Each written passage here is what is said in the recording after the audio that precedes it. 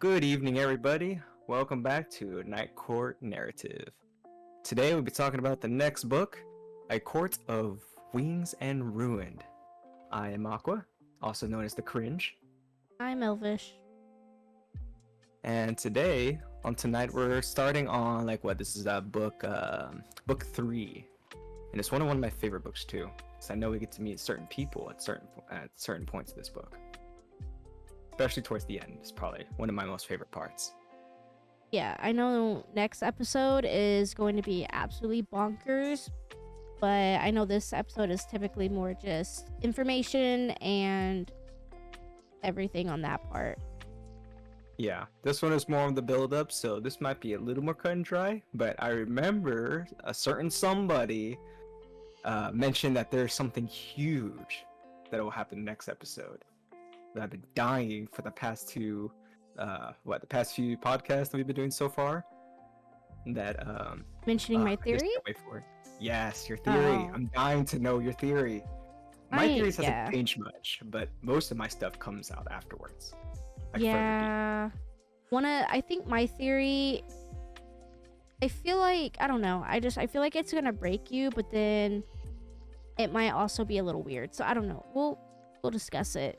But we have to at least be able to meet the people in. I know we won't technically meet one of the people until the 5th book, so but everyone else will be there. I see. Next episode, if that makes sense. So I'll just go ahead and say it next episode. Yeah, no, that's good. I mean, the anticipation English is hard, is building for sure. But yeah, but this one is gonna be a lot more cut and dry. And one thing for sure, I have some theories too, which is also, well, I mean, I guess technically I could talk about it here, you know, but most of them is off of like the other creatures that we meet and things like that. Right. And unfortunately my favorite creature, I thought he was going to be in this first part and he's not, and I'm very upset he's Spaghetti, but I know I'll get to talk about him next episode for sure. Yeah, I can't wait. I think I know who it is too. I think it's a certain creature in the library, perhaps, maybe. Maybe. Maybe. Maybe. But no, I absolutely love this book. It is my favorite in the entire series.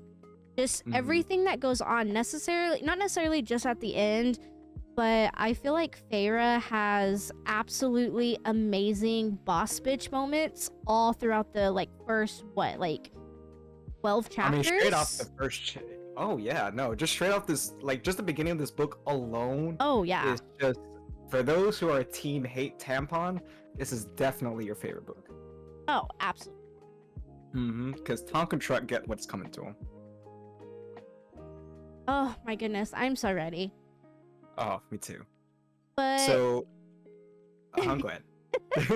I'm so ready. I'm just so ready. I really love this book because the Wings of Ruined and the next book, Frost and Starlight. I mean, I love the other two, but these two I love so Yes. much when it comes to Feyre. And then Silver Flames, of course we get my girl, Nesta, which, I already have a movement. You already know how I feel. Boo. We're not gonna talk about this. Listen here, you. We're gonna start this conversation once we get there, but for now, we're gonna put that a huge pin on justice for Nesta. Now, anyway. The pin's big enough for her ego, or no? More like for that, I guess. But yeah, anyways. I guess. Look, I can just imagine Nesta having a dumpy. All right, that's just me. I don't know. I feel like I can only imagine Nesta's the type of person that's flat as a board, but her ego is I've got a fat ass, but she has no ass whatsoever. Oh yeah. Well, I'm looking maybe not no ass, maybe just kind of a little bump there, like a little speed bump. You know what I mean? Not the speed bump. a little speed bump. Anyways, we're digressing. We all know ass is a sign. We all know that Asriel and Cassian and Race and That's right in there. That one didn't. Yeah, No. okay, that was a stretch. I know that was a stretch, but still, we all know the men have the assets for sure. Okay, I you think know I what? think we can all agree on that. We are digressing. This is why our episodes are like 3 hours long. I know, it's just my nonsense.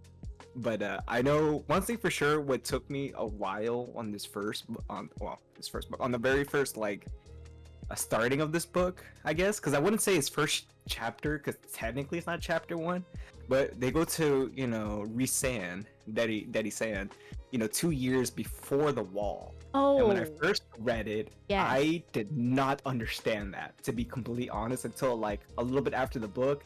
Then I had to go back and I'd be like, oh, this is in the past. Mm-hmm. So I was, drinking dumb bitch juice and did not understand that it was a flashback. When I first read this part, it was insane. But I thought it was kind of cool because it kind of just tells how more in depth. If you haven't already understand how in depth, Ray Sand is, this still kind of gives a lot more into it. How much he loves his family, basically, because it's like it was during the war between the human and Fae, right? And this was before the whole wall thing, and I'm pretty sure it was before he was High Lord too. Oh, right? I believe so. Yeah. Yeah, and so yes, it is because he was looking for Cassian because they were still Yes. friends, and so of course his father and the commanders, they did not like him together because they were two best bros for them, so too much bro energy, and they didn't like that because they were jealous of the bro energy. EDE. Exactly.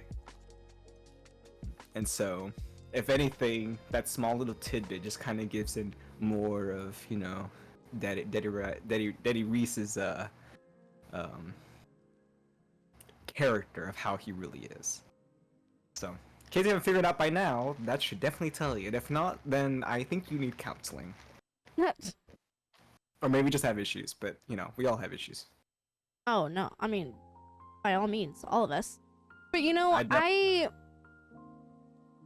I actually agree to that. Like, not necessarily the first chapter, like the flashback with Resand, but the beginning of this book was, I don't want to say it was hard to get into as far as like it wasn't interesting, because obviously this book is super interesting, but Yeah. I think I was so salty because when I started this book, I mean to tell you, like, as soon as I finished the second book, I was bawling my eyes out, by the way. When I finished, like, literally, when I finished the second book, I immediately went to my bookshelf, picked up the third book with actual tears streaming down my face, and I started reading the third book. And I was so heavily salty at Tamlin and Lucian that, like, this book was so hard to get into, only because, like, oh my god, like, I was so heartbroken. I know. I know that in the beginning I was in the more of the defense of Team Tonka Truck, but now I just really hate Torque so much because of what he did. And and re-listening to the book, I'm like, it keeps seesawing, but Homeboy just keeps making terrible choices. No, absolutely. Like, he does not stop and think, like, hey, maybe what I'm doing right now is a big no-no. Instead, he's like, how badly can I fuck this up today? And, like, he literally tries to win every single time. Like, oh, you know what? I fucked that up a moderate amount last time. Let's go bigger. Exactly. If anything, he definitely likes to make a grand entrance. Like, and it's so horrible. So, if you guys remember in the last episode, we found out that Tamlin and Lucian, I'm sorry, I can't think of different names for Tamlin on the spot like you do. I don't know how you do it. That's so That's okay. You're gonna have to do it enough for both of us. Anything with a T, like Tina Turner, Well, we discover that Tamlin and Lucian are working with Old Man Highburn, and they end up, quote unquote, breaking the bond between Rhysand and Feyre, and they end up taking her back to the Spring Court with them Feyre ends up putting on a show basically saying, you know, this poor daddy hypnotized me, oh no, and was taken back to the spring court. And yeah, so here we are. I just thought of something cursed. Oh god. I don't know if you're ready for this. I'm never ready for your cursed images. Okay, bet. So you know how like you said, oh no, step Tamlin, I've been stolen. Okay, yeah, all right. Oh. And that's the video, folks. Like and subscribe. I'm sorry. I just couldn't help myself. But before we continue, I know, I'm done too. I hated myself for it, but I couldn't help myself. That's why I'm the official cringe of the channel. But before we continue, I realized there's one thing that I forgot to really, I wouldn't say emphasize, but to kind of make notes. Oh my god, get with the program. Look, I just had my caramel macchiato. Bro, I just finished an iced chocolate mocha. Ooh. White chocolate mocha, excuse me. Get it right? Exactly. Duh. But yes, but no, but we all know that in the apparent world of magic and in I almost said Feyre, in Prythian, that magical bonds or whatever are like set in stone. Mm-hmm. Now imagine the fact that of how terrifying old man Highburn is. The fact that he's able to quote unquote break that. Yeah, actually, you know, I'm so glad you said that, because even when we reread it and we discussed it last episode, I never, like, 2 and 2 did not click for me. Yeah, same here. How is it that he has... Well, obviously with the cauldron, though. Well, I mean, obviously, but, I mean, the cauldron resurrects, basically. That's not the correct word, but it basically makes anew, but... Remix. But, like, I don't understand how... I don't know. That didn't click until you just said it. So I'm on the same, like, wavelength as you right now. Yes, which is actually leads up to another thing that I want to mention about Prythian. So I know that you're more focused on like sort of the main things. I kind of look for things that are kind of outside that may or may not be seen. Oh, just wait until my next theory. Oh my god, I want to go for it already. Wait. Let's just fast forward this episode. I want to get to it already. But the thing is, like, there's so many rules with magic that it seems to be broken a lot. And there's another part about all this magic crap that just, like, I don't know if there's inconsistencies or because of maybe some other things, which brings up a whole nother topic, which technically I could talk now because we've met Amryn and some other beings that are not of this world. What I'm starting to think is that when these beings were able to show up, that originally has messed up the magic, I'm thinking, or made it unstable. Oh, I mean, yeah, I can actually see that. Yeah, so I'm not crazy. Well, I'm crazy, but not that crazy, because if you think about it, if everything's so set in stone and could just be broken like that and not really have any consequences, because when the bond was broken, what was the consequence? There was none. And sure, you used the cauldron, but wasn't the cauldron still kind of weak, or no? I think no, it was fully formed because it had all those little leggies put back on. Well, okay, so see, I have the exact same question, but in a different manner. But I literally cannot ask my question until the next episode. I mean, I technically can ask it right now, but I would have to then bring it back up. Yeah, no, I'll wait. But I just want to bring that in. So no, apparently we're on the same wavelength then. Well, and then like, think about it too. They were talking about how there was like a ripple, and that's how Amryn and like the bone carver and all them got through basically. But then it just suddenly disappeared. Something like that doesn't just suddenly disappear. Exactly. That's what I think, that maybe, like, sure, there's something set in stone, but I think now, and for everything that's happening, is all out of whack. Nothing is technically fully law, I think the only thing that's fully law is probably just bonds between people. Well, and then that's the thing too, because I mean, it's just common law basically that to give something you have to to get something you have to give something. So Yeah. the same thing, like you said, you know, to break a bond, what does that entail on the other end? Exactly. So And okay, quote it or not, it doesn't exclude anything. There's nothing that ever says an exclusion yeah, of the rule. So technically, if you're trying to be all, and just go all technical bookmark about it, pushing up my glasses, you shouldn't do Kyber that so is well. a cat. I know. I've been practicing my voice acting.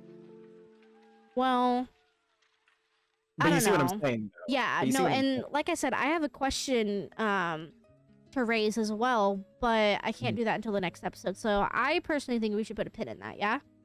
Yes, I just wanted to point that out because after the last podcast, I was thinking about it, and then I came to a realization of that, and I'm like, okay, I need to make sure that I put that out somewhere because I know we'll put a pin to it and we'll talk about it some more once we get a Yes. lot more details, because then we could really crack into it. Yeah. No, Because there's that's really good. also because when it comes to bonds, there's yet even another thing that I also want to point out that a specific YouTuber pointed out, and I'm like, wait a second, that makes sense, and Hmm. like, you know, and it's about the mating bond. Yeah. Yeah, it's supposed to be rare. As far as I know, has not been rare. But I digress. Well, Alright, so back to Tonka Truck and Feifei. yes. So, I guess at the very beginning of the book, you know, Feyre is now back in the Spring Court. She is playing, I mean, dumb. Let's just be real. Back to painting, pretending that she's okay. We The content do. woman, whatever sort of thing. Yeah, she's basically doing the Hamlet's pet thing. And we Right. do discover that she does still have both of her tattoos. They are just Yes. glamored to not be seen by anyone in the Supreme Court. So, first of all, amazing. Getting girl. Yeah, and like Ianthe obviously does her half-ass apology. And one of the things, oh fucking, I hate Ianthe so much. Same. But then one Same. of the biggest things of this chapter too is it mentions that Feyre was relocated to a completely different room because her original room was absolutely shredded by Tamlin. And left completely trashed because it went to the point to where like what vegetation grew. So Yeah. it was just left there. You know. And like that already speaks volumes because we already know how Tamlin is and we already know based off of the second book how he acts, whatever, but it just progressively gets worse to the point where he is quite literally a child whose mom said no, he could not have the lollipop, and so he just freaks the absolute fuck out and just acts as if like the whole world is ending when in actuality it's not. No one cares about you. Exactly. You know, Toto Corolla would be great if he used that anger only for combat when it matters, which in the future he technically does Yeah. in certain areas. But you know, if Homeboy only had it to that point, you know, he would be fine. But no, he doesn't. He gets all bratty teenager, moody, and all that good stuff. Yeah, and let me actually see if I have it because I do. So this kind of goes with what we're talking about now, and obviously we can go over it next episode too. But there might be a possibility that Sarah J. Maas is hiding something from us, and that is like the 7 deadly sins. So think about it. Rhysand is pride. Callias is sloth. I think Baron is wrath. Thessian is gluttony. Tamlin is envy. Helion is lust. And finally, Tarquin is greed.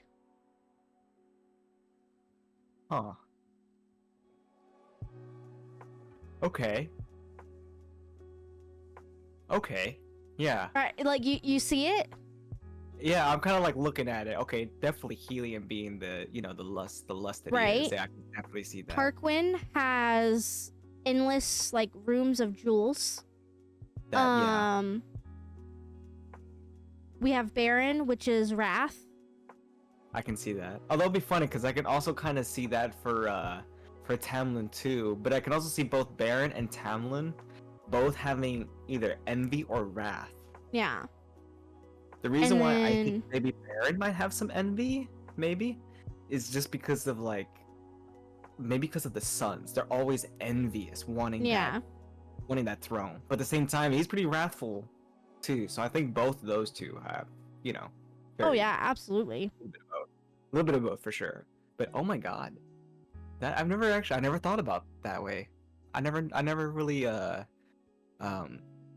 would have imagined that. Yeah. They could also be overcome if you think about it with the 7 corresponding virtues. So humility, charity, chastity, gratitude, temperance, patience, and diligence. I could definitely see that. Interesting, right? It is. But like with that being said though, it kind of puts a little bit more perspective on how people are. And if this is true where like let's say Tamlin is envious, I understand that he wants what Rhysand has, and I mean that's obviously Feyre, but I think it goes a little bit more in depth than that, to more of or less than I just lost my ex-girlfriend, to I want to say, like, I don't know how to phrase it, but I feel like it's more on a psychological level because Tamlin is psychotic. Yeah, He's homeboy obsessed. definitely got some. Yeah, he got some screws loose. He's obsessed. Yeah. It got to the point where instead of just Feyre being his pet, Feyre is his property. Yeah, because I think at some point, well, even whether he says it out or not, but he definitely makes it out to where she is, his property. It's his. Yeah. And he still does a lot of old tradition that his family did. So yeah, no, I definitely wouldn't put it past that he definitely has that mentality. Whether he's like consciously doing it or not, either way, he still acts like it. No, absolutely. And with his motivations too of how things are. Yeah, But no, no. absolutely. Like it puts it into perspective, but I don't know. Tamlin just irritates me so much. Yeah. Yeah, Tina Turner is not exactly the best right now. But this is the point of the book too, where we meet 2 very interesting characters. Ooh, yes. Some So, of Old Man Hybern's family members. Niece and nephew. They arrive with Jurian. And Feyre thinks they might be Daemati, like her and Rhysand, which is pretty interesting.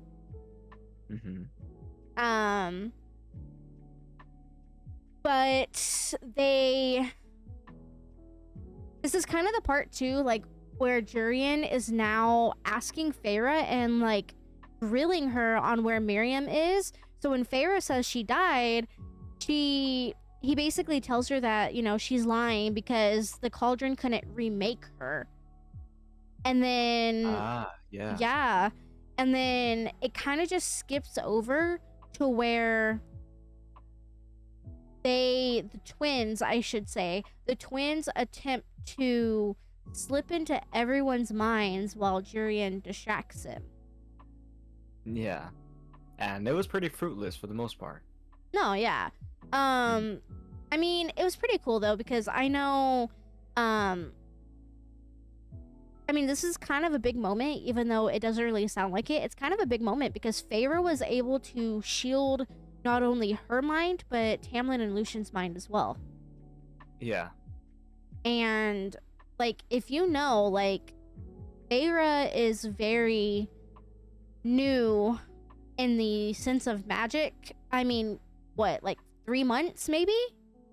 Yeah, I mean, sure, she's beginning training, but then again, stuff like that takes years to like really Exactly. master. Yeah. Exactly, not just months. So the fact that she was able to shield not only her mind but two other minds as well, and one of which is a High Lord, like that just speaks volumes. hmm But then again, she is also a High Lady and also infused with all the High Lords' power Right. as well. Which still speaks volumes because, like I just said, it normally would take years to really hone that ability, Right. Well, or and any then ability for that matter. okay, so I have a question then because I was actually just thinking about that whenever you said High Lady. hmm We obviously know that Feyre is now High Lady of the Night Court. You know, kudos to her and Rhysand. I am True. still very upset at Sarah J. Maas for depriving us their wedding, but you know, whatever. I know, right? But And the Dust Court. We can't forget about the Dust Court. Justice for the Dust Court. I'll never relent. I'm gonna now make a shirt and sell it saying "Justice for the Dust Court." I would definitely wear it. um, but no. So we know that Feyre is High Lady of the Night Court. With that being said, obviously there are two High Lords of the Night Court, Feyre and Rhysand. If you remember at the end of the last book, whenever Rhysand and Tamlin were going at each other's families, a lot of death happened. Rhysand mentioned that he could feel his powers shift as he became High Lord. Oh yeah. Do we think so? We already know that Feyre has all 7 High Lords' power within her, and she's able to connect with them depending on where she is in Prythian. For example, water is more powerful in the Summer Court, whatever. Do we think that her power shifted from just all 7 High Lords to the High Lord? Or When a she- High Lord in general. Pretty much, whenever she became High Lady. I think so because I think it was either you or me who said it on the other episode that the titles may have something to do with their power. Right. Because of when they receive that power, I mean it's either that or through bloodline, which still goes to the same thing I'm talking about, that Feyre might have some otherworldly bloodline. But and then again, also mixed in with all the High Lords on top of that. Right. So it's like a double dipping stack. That's but gross. I mean it's true. Just saying. Anyways, but that's what I think, that maybe the title has something to do with it. Which I'm starting to think that maybe has to do with the magic too, as well, given that there's, lays and laws and things like that. Right. But then, oh my god, now with what you mentioned earlier, the part we put a pin in, I want to talk about it. Like, I have questions. But we have to, oh my god, why would you do this to me? Look, I didn't know I was getting on the right track. I didn't have any information on what it's gonna be besides being told next episode or in 2 episodes. No, see, and then that's the thing though. Like, I feel like you knew, and you're like, man, like Elvish is gonna want to talk about this, so I'm gonna talk about it right now. Like, you knew. It was. I'm gonna tell you now, planned. you're giving me too much credit. I have half a brain cell right now, and I'm smoother than marble. So I'm smoother than glass. I make glass look rough, okay? Oh my god. brain is the smoothest. I am dead. I'm serious. I've got no info. I kind of formulated that on my own when I was reading it. I started to realize a few things, because that's typically how I get my theories, is when I went back into it, because I already know what already happened, so I get to pay attention to the details. Exactly. And I was, and I kept thinking about the magic, and I can talk about it all day, because there's just so many things that just proves it, that there's something going on. Well then, something weird. Okay, so if we put a pin in that, then is it time for me to piss us both off? It depends. Ugh. This is my girl. This is my boy. This is my girl. My boy. No, my boy. Not my boy. Oh no, my boy. So, I say this every episode just in case, like, let's say you're newer to the podcast, you haven't watched our other episodes. I'm more of the context person, while Aqua is more of like, well, we both are, but Aqua's more of like the theory. I'm the conspiracist. Pretty much. The conspiracist to that guy. I'm that guy. Because the way we work here, we will be talking about the entire book going chapter to chapter. You will never know because our theories bounce from chapter to chapter. So I'm the context person that gives you the context of what we're talking about. So with that being said, exactly. So, oh my God, I'm not ready for this. So you know what? Just rip it off like a band-aid. Oh, I am going to. All right, I'm ready. So we're now maybe like 4 to 5 chapters into the book. Feyre asks Lucian what side he would have fought on in the war if he was able to back then, and he mentions the side of the humans. I wanted to mention that because I feel like that's going to be important later on. So I'm putting a pin in that. He also says that he beat Tamlin back to the manor, found her melted engagement ring, and got rid of it before Tamlin could see it, and also mentioned that Tamlin and Ianthe didn't have any physical contact while Feyre was away. Tamlin even refused to take that year's right, like at Calanmai, leaving Lucian to take his place. Ianthe insisted that Lucian take her into the cave that night. Lucian did, saying it was his duty.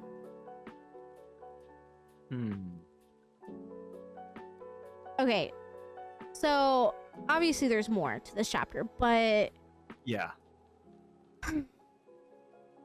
I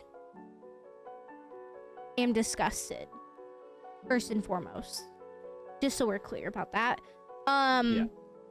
For what happened to Lucian. Oh my God, it makes me so sad. So you already know that Ianthe is a scumbag that likes to go out and unconsensually touch men, specifically men with power. Yeah, she a hoe. I don't know if you can say that on YouTube, but she a hoe. Yeah. And he attempts to essay the men of Prythian, specifically the men that have power. And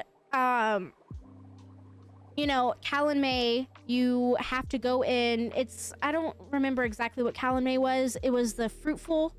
It right? was that's Calanmai, fruitful, or is that Solstice? That is the other. That's Solstice.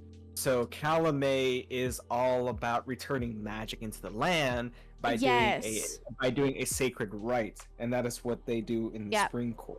But now I realize, I think every court celebrates a similar thing like that, to be honest. I think they do. Just in their own way. Right, because Solstice in the Night Court was the Starfall. Right. And I think Rhysand did mention at some point, well, this is our way of putting magic into the world. Yeah. Or giving the magic back to the mother, to the world, or whatever you want to call it. So I think that everyone just has a similar thing, but they're just their own style and depending on the court. In the Spring Court, they get all horny and just start brown cowing each other. They start porking. I'd say I'll take a butt chug of Zyrtec just so I can, participate in Calanmai. Just saying. I was like, where are you going with this? Look. Don't give me an hour. It's more than I need. Okay, we are moving on. we are moving on. We're probably gonna have to put that into the B-roll, and I'm perfectly okay with it. It's probably a tactic, but I'm just saying, I would participate in Calanmai and suffer the allergies without taking a whole ton of allergy meds just for Calanmai.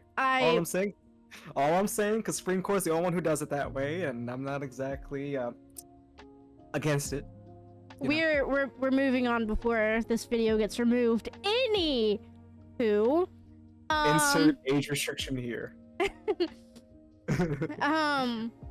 Continue. I'm sorry.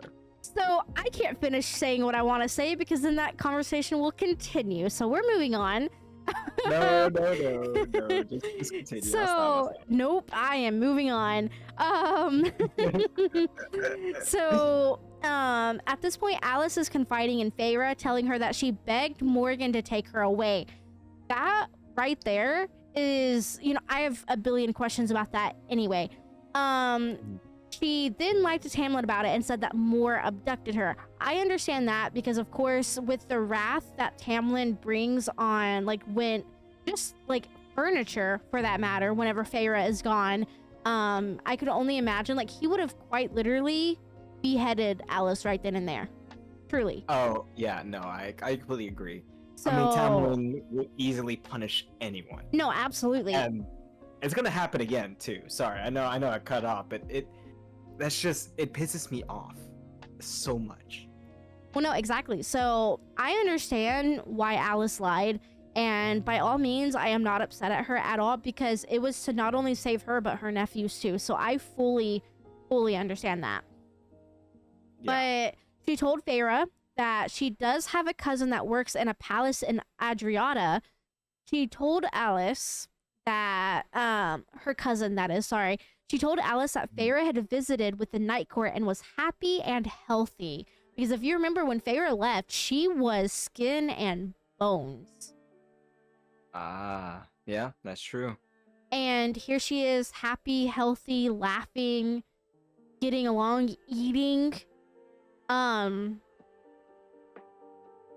But Basically living a good life, basically. yeah, no, absolutely. And she told Feyre, whatever you have for the Spring Court, leave me out of it, leave the boys out of it, take whatever retribution you need, but spare my boys. Mm-hmm. Feyre did just that. No. Yeah. Exactly, yep. Oh yeah, because Alice did nothing but help. She definitely deserved it. Yeah. Mm-hmm. And I have questions that I don't know my questions, if that makes sense. I know that sounds confusing, but I have questions No, because Alice confides in Feyre and tells her that she begged Morgan to take her. So, first of all, my question, and I know I may have asked this in the last two episodes, I don't remember, so excuse me if I'm repeating myself. How did Morgan get into Feyre's shield?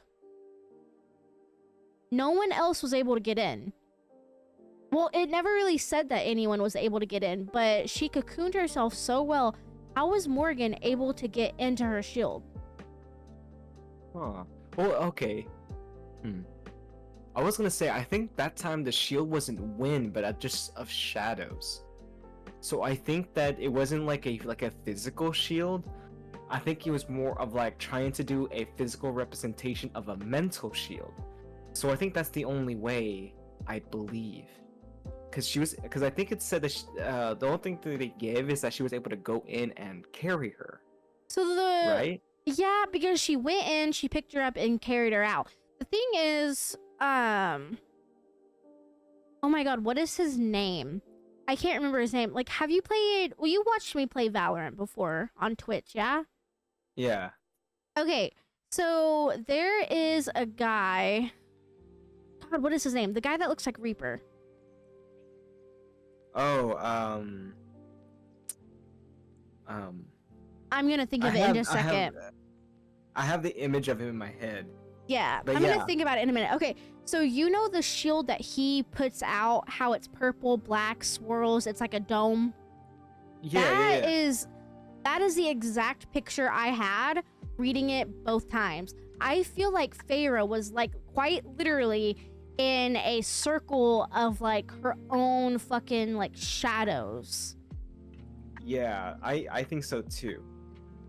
Because that's exactly what I imagined. It just a ball of shadow, just I thought of dark clouds, like dark storm clouds, Yeah.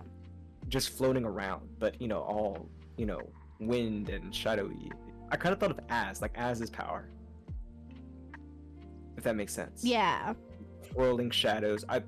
For me, I thought she did the same thing, but that's what I think though. I think it's more like a windy storm, because that's the only thing that I can imagine that it's easy for somebody to just go in and grab it. Like Right. it's a physical shield, but I think like she was so like distraught and just completely like because she was in a panic attack, Yeah. so she was definitely not mentally okay. So I think her power is unstable. So she technically made a shield, Right. but it just wasn't like it's a physical shield, but it was malleable. It was able to you were able to go in and take something out, Yeah. if that makes sense. Um. Well, that's how I thought of it at least. That or more is just a badass, and she just be like meh and just went in. Right. Side note, Omen. His name is Omen. Oh man, okay. It took me a Gotcha. second. I stopped playing Valorant like a year ago, so all the characters just completely like got erased from my memory. But yeah, The no, only like one I I remember agree is- completely. No, Yeah. but like I don't know. I don't No, I don't know. yeah. I mean, just that's something that could be like an excuse or like what could be the plot device is that it's just a shield that's not a shield. right, and then that's the thing too that I just kind of started thinking about too. Technically, the shield comes from Rhysand's powers. So, with Morgan always being around Rhysand clearly has his nightmares. We discovered that in the last episode where he was having nightmares. That's The true. shadow swirling around. Morgan Yeah. could be. Oh, I don't She know what probably- word I'm trying to use. Maybe she just knows how to get through it. Maybe. Or like so okay, since they're related, maybe she has I wouldn't say like immunity, but like have like a key to get in. Like she has access to get through. Right. Given that she's a blood relation and that since the power does come from Rhysand, that it also came with that, with that same access. Yeah. Which, If that makes sense. If that makes sense. oh my god, you also let me forget that next episode, I actually have 2 theories. And you saying all of that just reminded me of my second theory. I almost forgot. I would have been so sad. You're welcome. That's what I'm here for. Did you write it down? I did. Okay, Well, good. half-assed, but yes. As long as it's So, enough. we are at one of my favorite chapters Mhm. at the beginning of the book. I'm so excited. Summer solstice. Ooh. So I mean, that's with that in the middle before all that. She's doing all the little sneaky geeky stuff too, right? yeah. Oh yeah. Okay, Oh. so That's Summer Okay, yeah, this is one of my solstice. favorite parts. Too. I'm here rubbing my hands together like, oh, I'm ready. I'm ready. Oh my I know. god. I'm excited. So, Ianthe, That the bitch. thought goblin. Mm. She, Being a thought. she makes everyone go to the altar that morning for the ceremony. And she has this magical plan that as soon as the sun rises, she's going to raise her hands in the air. She's expecting the light to hit her perfectly. But then Feyre, Feyre, like the boss bitch that she is, moves the stone that Ianthe, alley-oop. Ianthe was using this stone to know exactly where to stand for the sun to hit her perfectly so that she looked like she was the blessed one. They removed that. So Ianthe is standing where she thinks she's supposed to be standing. The fucking sun comes up. Feyre glowing. Oh, that was so good. I not gonna lie. Reading it the second time, I was like, ha. Ha. I said that out loud at work too. It was funny. Right? So then Feyre, being a boss, she takes Lucian's hands and she kneels with him, allowing some of the light to hit him. So Feyre and Lucian are the air quote blessed ones, while Ianthe is just there standing with her arms up in the air looking like a complete dumbass. That's so great. Of course she tried to didn't she try to explain it? Oh, it was because of my prayers. or something like that, Oh, yeah. right? She was like, I That was thought this true. would happen. No, you Yes, I didn't. knew this would happen. I knew this would happen. Totally. Yeah, of course. All according to the plan. Of course. God, I love that part so much. It was so good. Oh my god. I can't. I love that part so much because I could only imagine the look on her face was just like, what do I do? What, guys, what do I do? Oh, wow, the blessing. The blessing that I called upon, that I invoked from the mother or something, whatever. Oh my god. Oh, I love that part so much. It was so good. She deserved that. And everything Right? else. And Mhm. then we're not done yet. Oh, I know. Oh, I know. And then to make it even worse, Feyre Mhm. pretends to have a nightmare that night. She's wearing a nightgown, like not too skimpy, but she's wearing a nightgown nonetheless, like bare A shoulders lacy out, one. lacy. Like you can't Mhm. see cleavage, but I'm pretty sure there's like some chest there. She runs to Lucian. He's Mhm. comforting her, telling her everything is gonna be okay. And as soon as they hug, mind you, she left the door open. As soon as he hugs her, Tamlin walks around the corner. It'd be like, it's like, what you got there? Smoothie? Oh my Oh, god. And obviously, you know, Tamlin is Tamlin. So he's the whole beating his chest, like, get off my woman. Mhm. She's my woman. I'm sorry. Oh I my love God. this book so much. Like, this book is my favorite. Oh And my look, god. And look, Tater Tot just even he went after Lucian and be like, "You going over there like a child?" Yep. Puts him in the corner basically. Yeah. But then, you know, she does end up talking to Lucian a little bit, even though Lucian's kind of like, yo, like, be gone, thought. But, oh, you couldn't see me, but I made a cross with my fingers. Yeah, I could. You know what? I can imagine it. Definitely imagine it. Oh my god. But, you know, Feyre asks Lucian if there's any way that Tamlin can get out of the deal with Hybern. Obviously, he says no. He apparently crafted the bargain too clearly. Magic would then strike Tamlin down if he didn't allow them on his lands. Said that he would either claim Tamlin's power or his life. And then she even asked how bad it was when she left. He mentioned Tamlin trashing the entire manor, killed the sentries that were on guard that day. All of them. Gone. And he was complaining how he has very few people left. Oh, I mean, he's the reason, obviously. Well, yeah. Like, he's literally the reason. And he wonders why people hate him so much. No, exactly. Like, oh my god, But I'm then- gonna get mad. But then again, you know, Fei did, you know, work a little magic there, you know, being a little scandalous. Mm-hmm. Mm-hmm.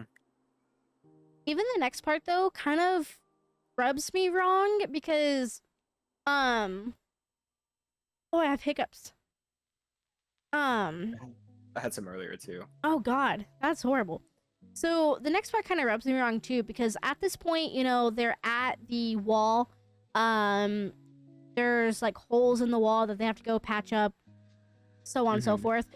They end up finding children of the blessed at one of the holes, attempting to get in. Feyre basically sends them on their way. Fast forward to the next morning, all of them are dead in cold blood. By the Alabama twins. Right. The way they act is a bit sus. Okay. That's just me. No, I see it too. I didn't want to be the one to say it because I didn't want to like think that my mind went there, but apparently I'm not the only one. Nah, I went straight there, fam. Even when the first time I read that book, I was like, Sweet Home Alabama, the whole 9 yards. Okay, And copyright. Oh And- no. you know, it's kind of disgusting too because Feyre kind of mentions like, "Yo, what are we doing about the twins?" And Tamlin quite literally tells Feyre that they're harmless. First of all, how is that harmless? Bruh. How is that harmless? They just killed like what was it, 3 children of the Blessed? 4? Mm-hmm.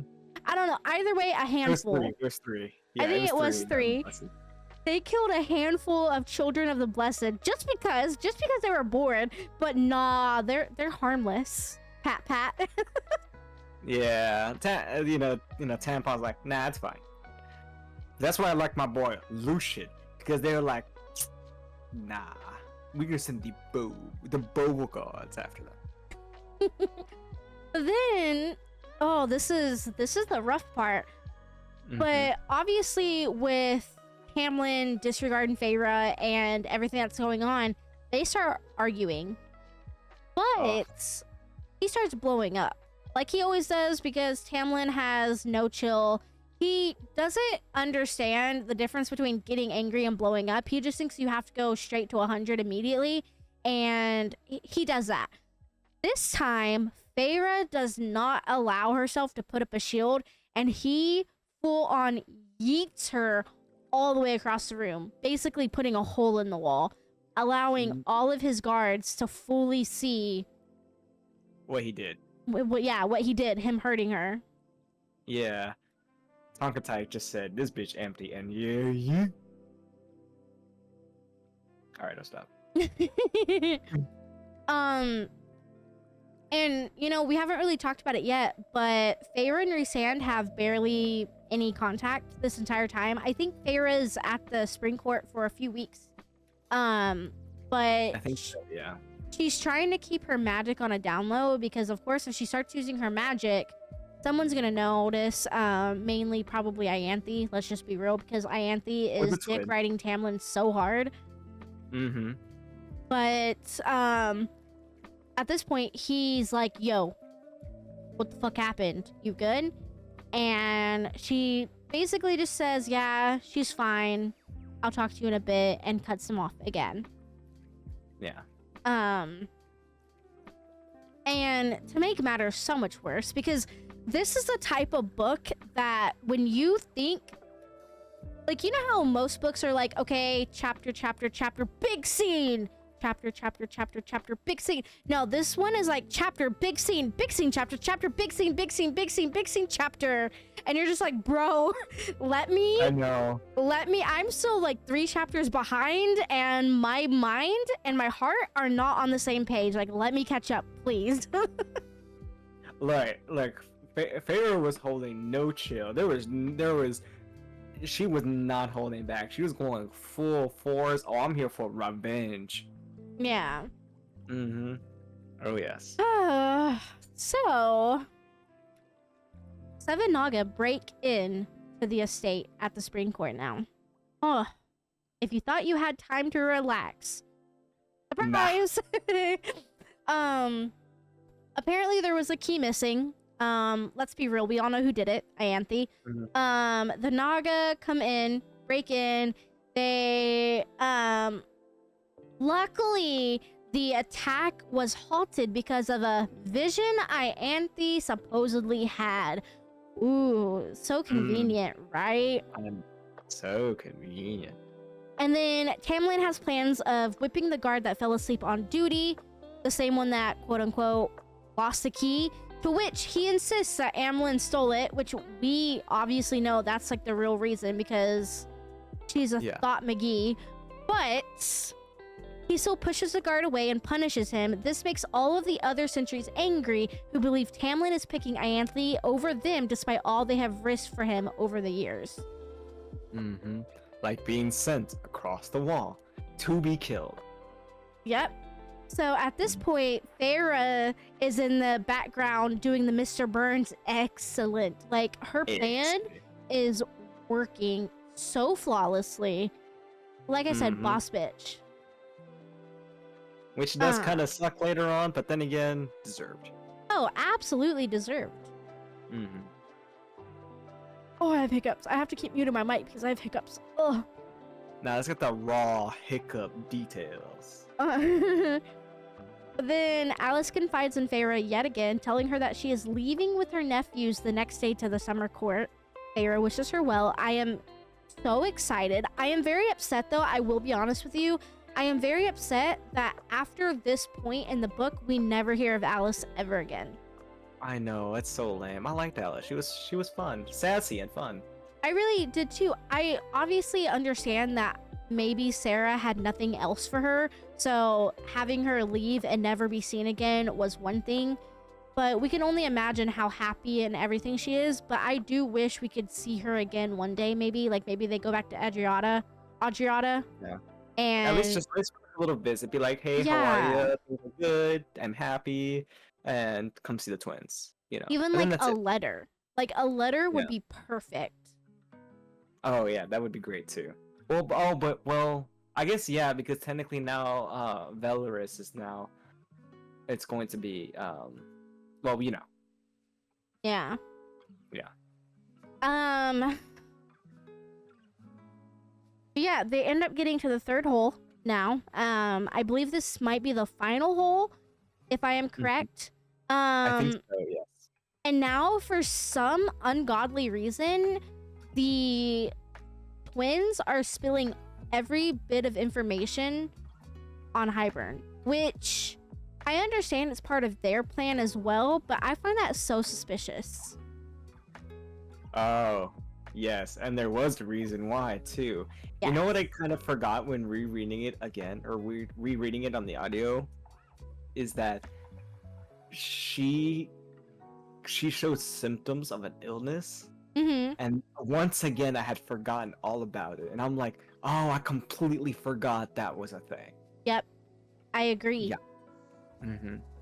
Which, that means that, from the beginning, they were totally trying to get rid of her.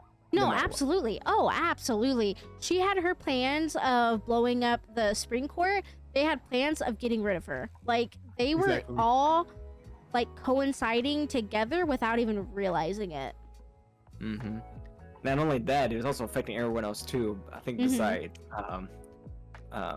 Tony the Tiger. Okay. What? Every once in a while you'll say one, it just catches me off guard. That's what I'm here for. Hi, I'm Aqua. I'm cringed. The twins reveal that Hybern has an army of 20,000 plus, including help from Valhalla. 20,000 or 200,000? Oh, shit. I may have typed it wrong. Oh. He has a large amount. No, I think it was 20,000. No, it was definitely much more than that. There is no way. There's no way. No. Yeah. Don't make me get my... Fuck you. Don't make me get... Hold on.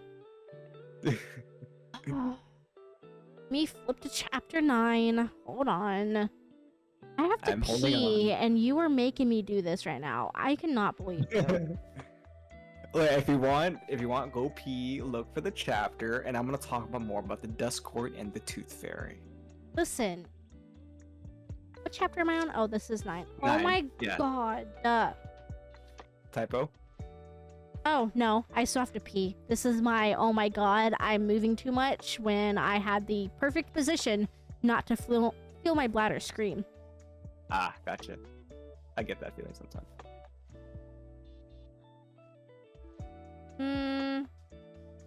Well, I guess go ahead and start talking about tooth fairies, because now I have to read this shit. Okay, so calcium. Actually, nah. I actually do want to talk about some other stuff. I wish on the book they talk more about different, like, the lesser fays. You know, like, are there? I mean, sure, there's fairies, but what about pixies? Are they a thing? And of course, we have the Naga, which are like basically like snake people. Then later on, they talk about like some other things similar to the Naga, which are like more like snake dogs. You know, and I'm starting to think there's a motif that there's a lot of snake going on in the future chapters, which I can't wait to talk about. I think Sarah J. Maas is a bit of a snake thing. Maybe she likes snakes. I don't know. Do you like snakes? I think they're nice. Nice little boop noodle. Little puppy face. However, I still think we should have a death court. I honestly think that at some point there was, it may be just a mountain. Maybe they're the strongest. And maybe it's the original court. I don't know. Could be a thing. I want it to be a thing. Sarah J. Maas, please make it a thing. Maybe just some one badass dude who's looking for their Amarin, you know? I can totally voice it. That'd be great. But anyways. But yeah, no. Okay, I really can't would like find it. Can't find it? I can't find it now. Like, I just feel like I'm looking too hard. And so Maybe. now I can't find it. But I Well, just, really think it was 20,000. I'm pretty sure it was... But it doesn't matter. They had And a you lot. think 20,000 isn't already a lot? This is Hybird. That I mean- man knows nothing but excessive. It's like his motif. Yeah, but there's only so many people. And 20,000 is not a lot. it is so. I mean, well, okay, it is, but in the grand scale of things, like most cities here are probably like easily like 20,000 people to like a smaller major city in like the U.S. I'm pretty sure. But Oh, you specifically are right. outside- Yes. 200,000. Yes. Yeah. Aha. I like how I remember a random number from the book in like in almost good detail. And typically, like, I'm really good at remembering stuff like that too, but with the amount of notes that I've taken on all of these episodes, like, I just, wow. I Yeah. had a typo and I rolled with it. You know what? That's all that matters. You roll with it. You go with it. That's all that matters.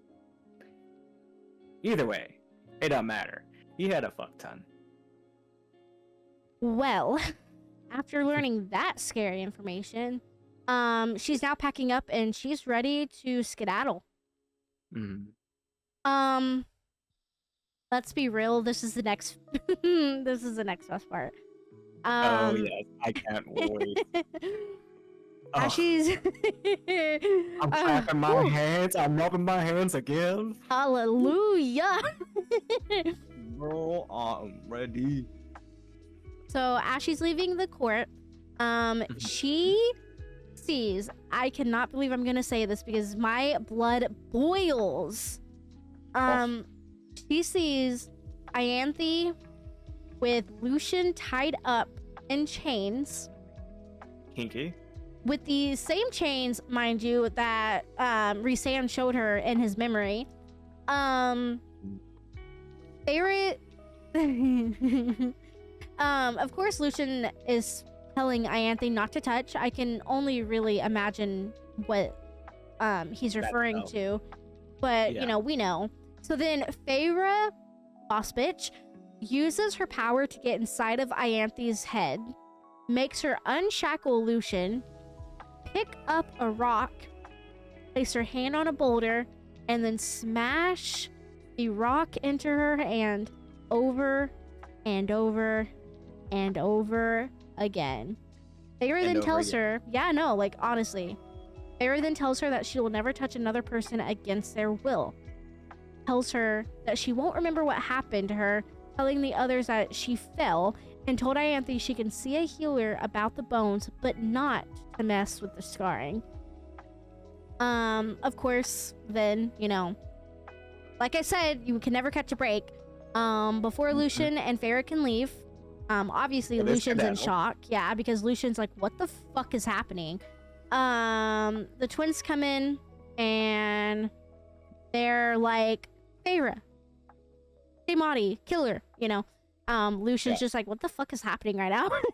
Like, Well, I think Lucian knows what she did. He's like, wait a second. yeah. It's all coming together now.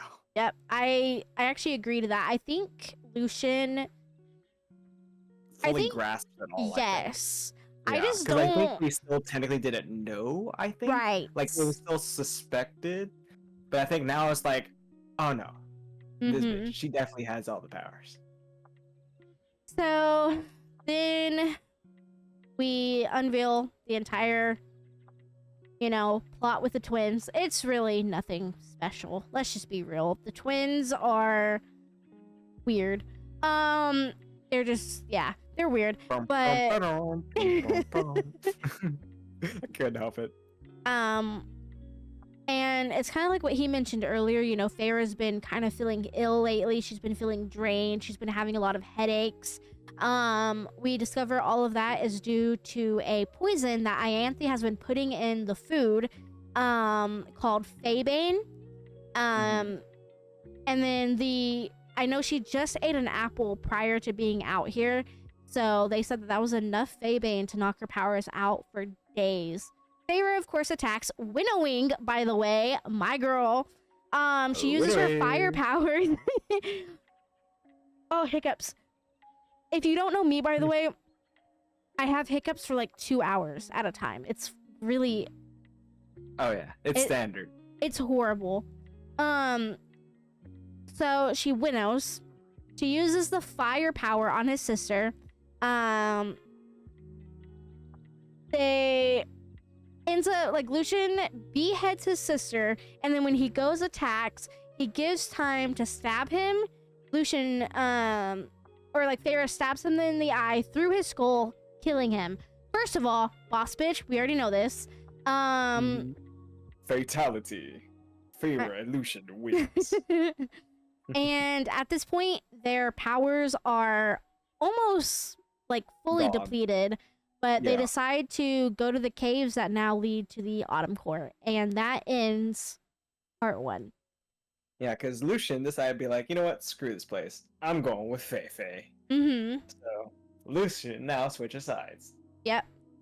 And there's a part, I kind of want to say it now, but there's a part in a moment that I'll be able to talk about it. But, I'll just say it now. But, here within the next few chapters, they're talking about everything by like Lucian and Feyre, they're talking about everything. And he even says, I didn't realize I was a villain in your story. And... Oh, yeah. The first... They have, like, a really, like, heart-to-heart moments. And I really love this part. They do. And the first time reading the book, I'm like... But you're not. Even after we fully finished the series, I even said, okay, but you're really not, though. Now, rereading the series, he kind of was. Yeah. But not intentionally. Like... No. Like, he was really trying his best.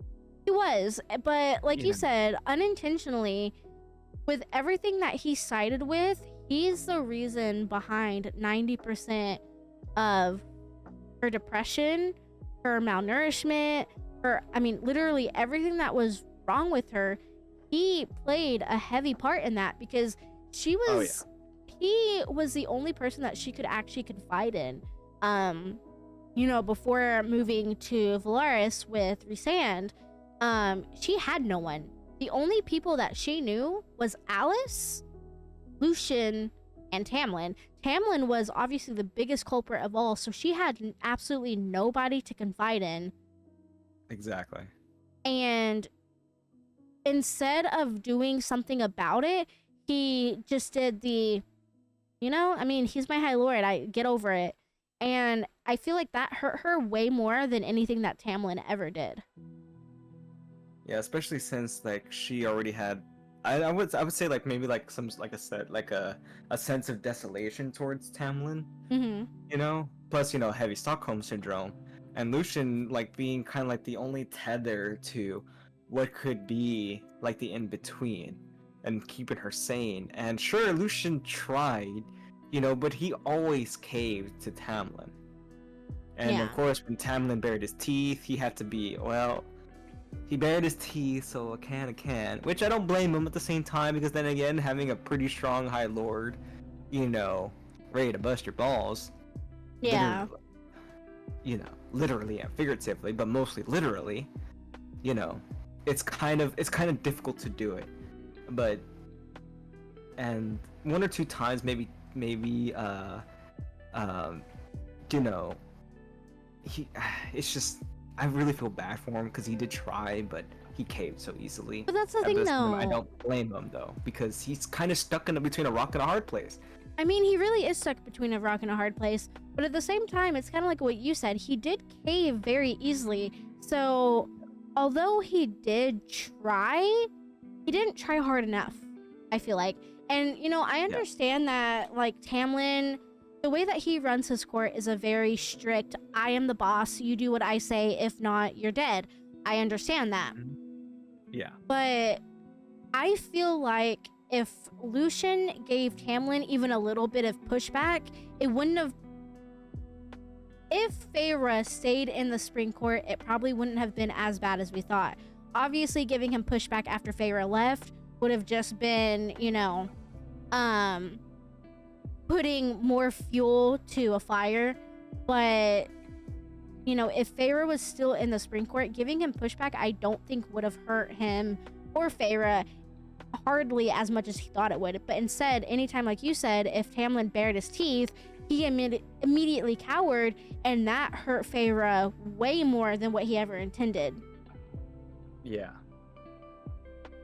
Which, at the same time, I kind of don't blame him, because then again, the person baring your teeth at you is your longtime friend. And Okay. not to mention a very strong High Lord. Which I'm not saying it's an excuse, you know?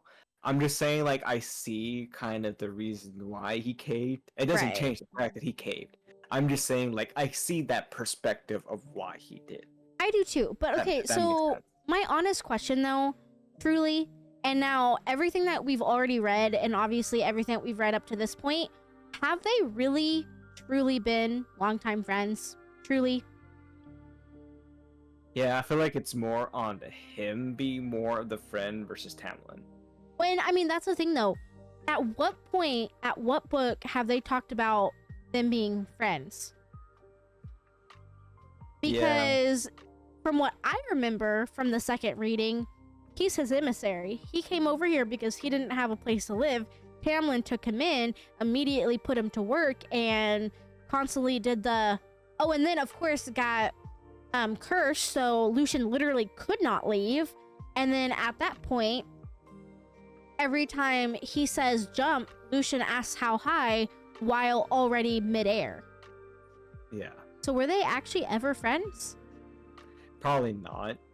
All I know is that from Lucian's, like, eyes, is, like, the only way it's probably seen that way. So Stockholm Syndrome yet again. Mm-hmm. So what I'm gathering here, though, like with us talking about this, what I'm gathering, though, is Tamlin doesn't actually have any real relationships. He basically bullies everyone into a relationship and then tells them they can't leave or else. So then he's the one that picks them up, cradles them, puts them in between the rock and the hard place and says, okay, get over it. And if you try and get out, bear's teeth, you're dead. Yeah. No, I agree. It just sucks. Like, it just sucks for him, especially for Lucian. It just really sucks for him. right. Well, I know that'll come back up in a minute, but for those who are following along with us, we are on now officially part 2, Cursebreaker. We did not say it at the beginning, so we're sorry, but we're doing all the way up until chapter 35. So Akawar is going to be 2 parts, part 1, part 2. So we're doing right now, chapter 11 to chapter 35, and then we will call it quits. Yeah. So we are on part 2, chapter 11. Cursebreaker. My God. This is probably another... Okay, let's just be real. This book we know is our favorite, so there's so many, like... I mean, this next part is also my favorite. So just assume that everything in this book is my favorite. Oh, yeah. Oh, no, I can agree with that. But... Ooh... Oh, I love this part so much. Alright, so Feyre and Lucian arrive in the Autumn Court, still without their magic.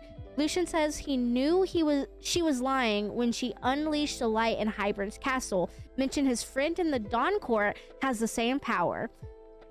Okay. I'm going to repeat that part. Only because this kind of shows a little bit of my theory in the next episode. Lucian knew that Farah was lying when she unleashed the light in Hybern's castle. Mentioned his friend in the Dawn Court has the same power. Okay, so we're putting a pin in that because I need to talk about that. Okay. She asked why he didn't say anything to Tamlin. He mentioned that Tamlin would have done whatever he could to keep him away from Elaine. That's... Yeah. Lucian now asks Farah, what's her plans with Tamlin. She says to disembowel him. LOL. Disembowel him. That's all. Just casually. Just another Tuesday. Debated it, but then mentioned letting his court collapse around him seemed like a better punishment. Not even worth the disembowel. I feel like, okay, I'm sorry, putting a pause on that. I feel like, okay, so this is how I imagine this conversation going. Okay? Let me just act it out for you, right? Right. So, Lucian just discovered all this, so he's frantic. Like, he's like, what are you planning to do with Tamlin? What is this? Oh, just disembowel him. But, I don't know. I really thought that, watching the Spring Court just fall around him was, pretty chill. Yeah. I chose that instead. Flipped a coin. That's what I got. I feel like she's a type that she's, like, just sitting with her back to him, filing her nails. Just casually, Smacking just the like gum. on her cell phone, talk to some random other person, talk to the cereal on the phone, Scrolling, like, just, scrolling on Prithian book. Oh my god. On Facebook. Oh my god. They ended up... I cannot. They ended up hiking through the Autumn Court for a total of 5 days, which is absolutely bonkers to me. Lucian now reveals that he wasn't liked in his court. The bloodshed it would have taken to get his father's crown would not have been worth it, which is kind of interesting to me. But we also know that he has 3 brothers, so, I mean, that's kind of a lot to fight for. And then they finally make it to the mountains that lead to the Winter Court. And surprise, they wake up and they're captured by all 3 of Lucian's brothers. Yep, because they found him. Like I said, you can't catch a break in this book. Just sit back. I mean, you're in for a ride, so you should know that by now. We're an hour and a half into it. You should know this by now. Just sit back. You're fine. Oh, and spoilers. In case you haven't mentioned that, spoilers ahead, by the way. Spoilers? Spoilers, yeah, spoilers. You said spoilers. Did I say spoilers? Spoilers. It's just a fancy spoiler, okay? It's just some people know it. Some people know it. Some people don't. It's okay. Oh my goodness. Totally not my smooth brain. Well, Feyre uses her powers to attack Eris and his brother, separating them from herself and Lucian. They make it to safety, now hiding. Lucian starts asking about Elaine, I mean, she doesn't really have much to give him at this point in time because she truly doesn't really know. I mean, she talks about how she was before, like, baking, flowers, gardening, all that. But she does mention that she is engaged to a human lord's son. So that's kind of like a kick in the gut. They then pass the border into the Winter Court. They're making their way across thick ice when Eris and his 2 brothers catch up with them. Eris is now using his powers to melt the ice that they're on. Lucian and Feyre begin running across the ice. She uses Callus's powers, which, if you know, Callus is the High Lord of the Winter Court. And as we mentioned earlier, when Feyre is in that High Lord's court, the power that came from them is a little bit stronger. So she's able to use it quicker and a little bit easier than if she were like Spring Court with ice, if that makes sense. Yeah. She then turns the melting ice back into solid ice. Eris and his brothers appear in front of them, like whoosha. An arrow is fired at Feyre, cutting her face and slicing her ear. Eris winnows in front of her and strikes her across the face. Okay. Put a pin in that. Okay? Bat boys come out of the sky. You hear angel music, followed by, as soon as they hit the ground, master of puppets immediately. As soon as they slam into the ground, master. Yeah? Okay. So then, the most badassatry, Feyre has Bat boys behind her. She does a stance. Both of her tattoos come to light. And she's like, I am High Lady of the Night Court. Dun, dun, dun. And then she proceeds to default dance on them. Oh, absolutely. Like, whole Fortnite default dance. Like, hitting the gritty. Like, she's literally, while Eris and his brothers, and even Lucian at this point, their jaws are on the ground, like, getting whole ass, like, Home Alone stuck on the ice. She's doing the gritty around them. Just, like... Literally hitting the gwitty. Widowy hitting the witty. Like, it is... it's crazy. Anywho. Yes. So... Oh, and not to mention also spared their lives because... Oh, yes. Oh, yeah, I have no idea why it fucking spared their life. I wouldn't have fucking spared their life. I would have fucking... I would have beheaded them so fast. I think it's more the fact that they had to live that, one, they royally fucked up because of who they attacked, you know? And two, they had to take the L home. Yeah. Well, and then so I'm still they putting have to like deal with that. Yes. You know, like honor being like and pride being shot down, which for them is definitely a thing worse than death. Right. I'm still putting a pin in that earlier thing, so I'm about to talk about that. But then to make it even worse, Callias and Rhysand are friends. Callias and Rhysand are already allies. So not only are you attacking a High Lord, which I believe is already against Prythian law as it is, but you are not only attacking a High Lord, but you are attacking the High Lady of a High Lord, of the ally of the High Lord's court that you are currently in. Mm-hmm. So that too. That is actually a pretty good point. I didn't think about that either.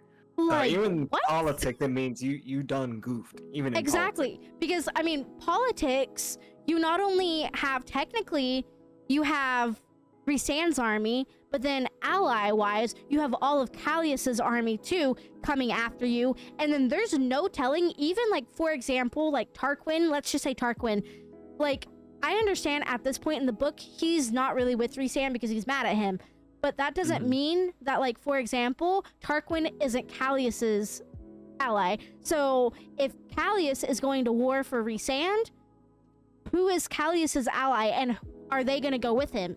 Obviously, politics says yes. So they fucked up. And also, technically, would also give them the right to counteract and go to war with them. Right. They have the right to, go against them. Which I'm pretty sure is what you said, but that's the layman's term. Yeah, pretty much. Ow, you hit me. Time for war. Exactly. Like, it's basically like a... Did you hit my sister? What? You hit his sister? Bro. Like, you know what I mean? Load shotgun with malicious intent. Yeah. Okay. I want to pin my thing. Okay. So,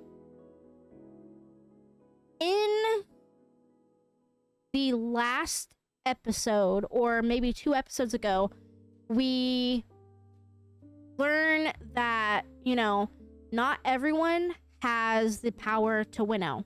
So, like, Lucian and Tamlin don't have the power to winnow. Only certain select few can winnow. Not incredibly sure why. However, Eris winnows in front of Feyre and strikes her across the face. Eris has the ability to winnow, but Lucian does not. No, I didn't think about that. Right? Yeah. I didn't think about that at all. Yeah, that's true.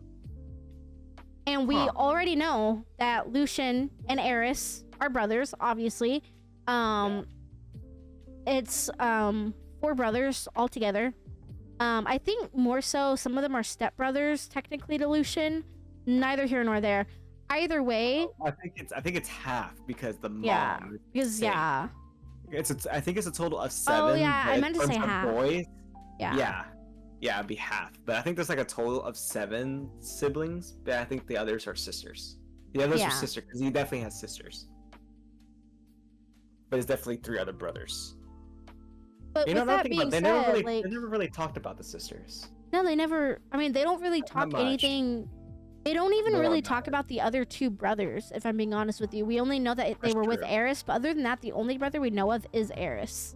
Yeah. Which, wait until next episode. Yay! But, Anyways, I mean, that does raise a question on why Lucian is unable to winnow. Hamlin, being a High Lord, is unable to winnow. I don't think Tarquin even knows how to winnow. I'm pretty sure he doesn't. But either way, how's it that Eris knows how to winnow? I have questions. You know, that's a good point. I kind of stumped you there. I wasn't paying attention on who all can and can't winnow. And now think about it, Tamlin can't winnow. Right. And never in it do you hear Tarquin winnows. Huh. Right now I'm kind of slack job because now I'm just like thinking about it, and I thanks a lot. don't- Now, it looks like I'm not sleeping tonight because now I'm like going.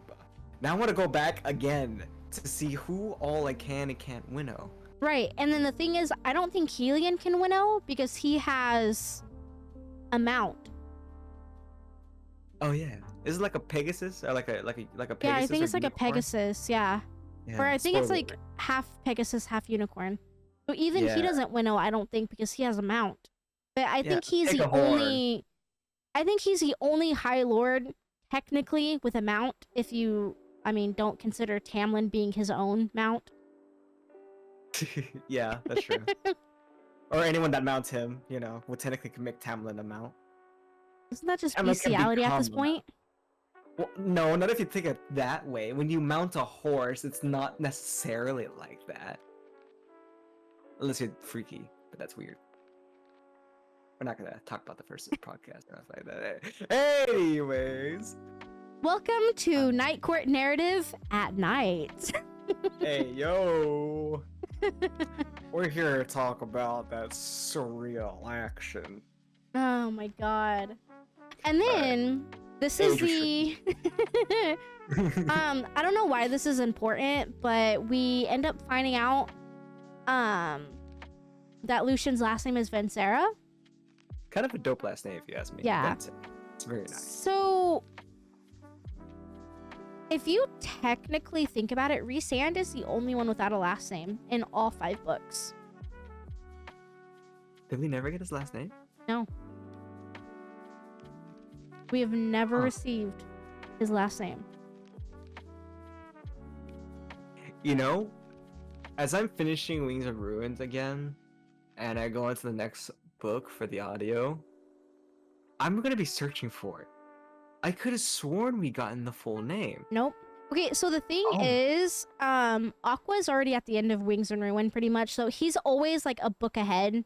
But me, I'm very note specific. I have ADD, so writing notes helps me the most with the Yeah. podcast, that is.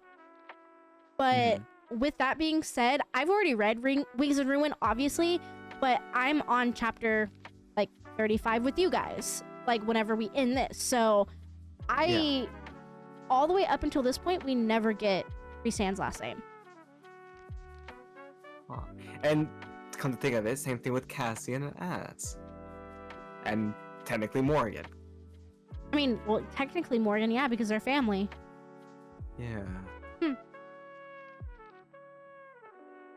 We have the Archer. Okay, now it just makes me think about it. Amryn kind of makes sense because she's different. Right.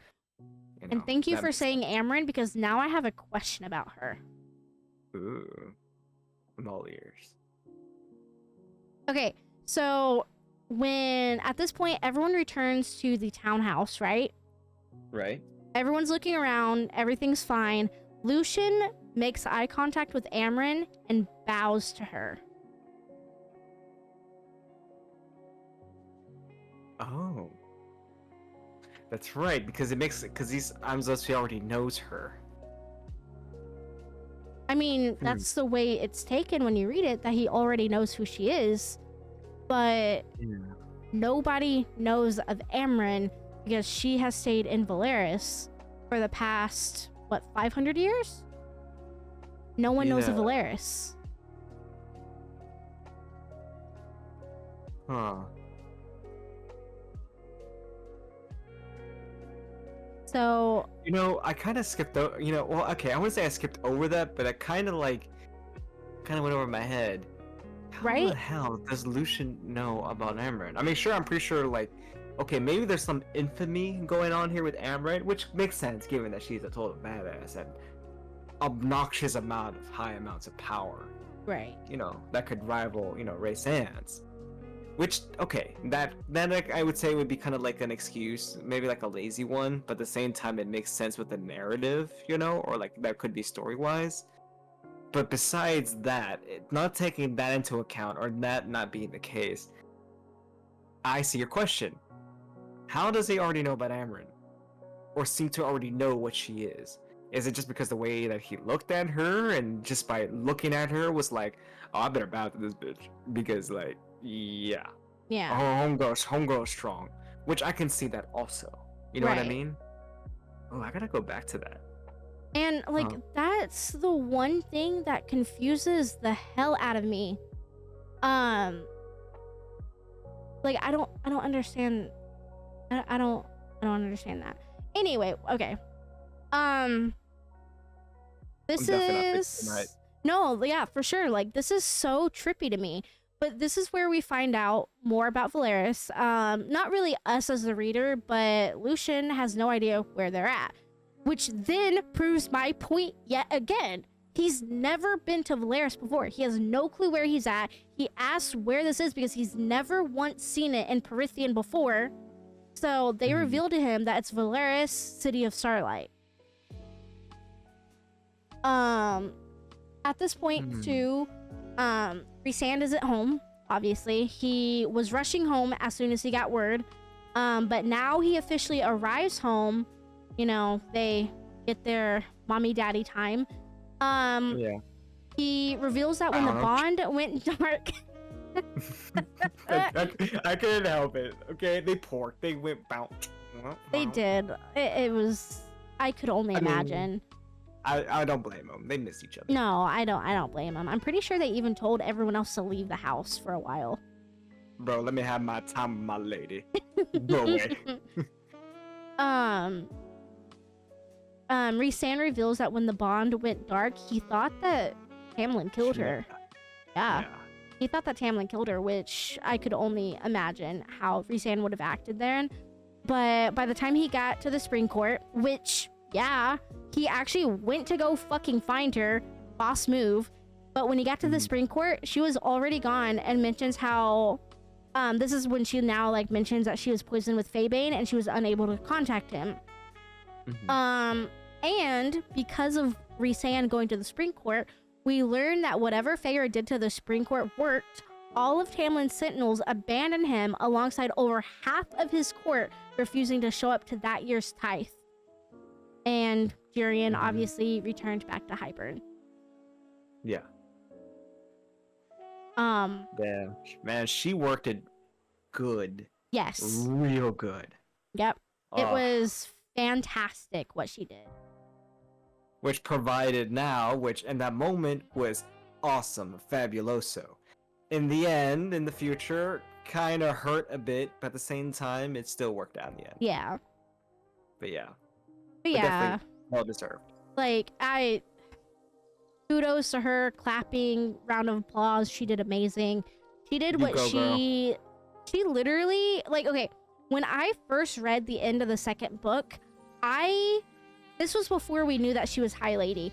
I had so much anxiety because I didn't know how the book was going to turn out, knowing that she was back in the Supreme Court. And I was so nervous reading all of it because I was unaware of like what was going to happen. And then once this whole like badassery like plan kicked in, I couldn't have been happier. Oh yeah, I agree. I so agree. But at this point, you know, Lucian is hostile as hell. To the point where him and Rhysand actually go at it with one another. Rhysand tells Lucian to stop looking at Feyre with such disgust and disdain, or he will rip his throat out. Mm-hmm.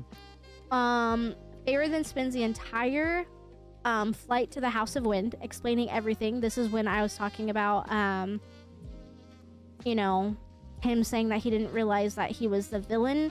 She explained all the way from Talonmay, which, hello Feyre darling, I've been looking for you, all the way until now. Yeah. So now Lucian is 1000% completely caught up. Yeah. They do end up finding Nessa in the library. She's reading.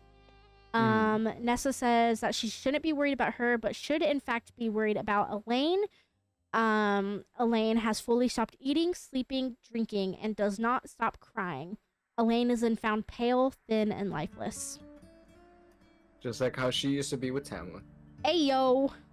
That took the words out of your mouth, basically. Pretty much. On that one. Yeah.